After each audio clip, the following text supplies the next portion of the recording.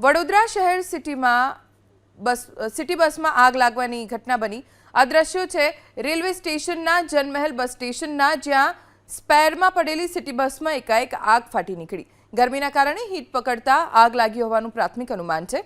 આગની જાણ થતાં જ સ્થાનિકોએ કાર્તિક સ્વામી મંદિરમાંથી પાણી લાવીને આગને કાબૂમાં લેવાના પ્રયત્ન કર્યા, પણ આગ વિકરાળ થતાં ફાયર વિભાગને જાણ કરવામાં આવી। સતત અડધો કલાક સુધી પાણીનો મારો ચલાવી ફાયર બ્રિગેડની ટીમે આગ પર કાબૂ મેળવ્યો।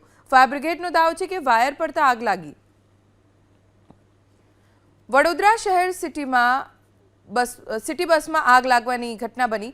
આ દ્રશ્યો છે રેલવે સ્ટેશનના જનમહેલ બસ સ્ટેશનના, જ્યાં સ્પેરમાં પડેલી સિટી બસમાં એકાએક આગ ફાટી નીકળી। ગરમીના કારણે હીટ પકડતા આગ લાગી હોવાનું પ્રાથમિક અનુમાન છે।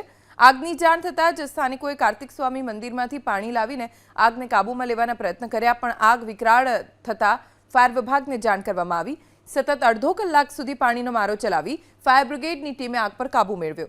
ફાયર બ્રિગેડનો દાવો છે કે વાયર પડતા આગ લાગી।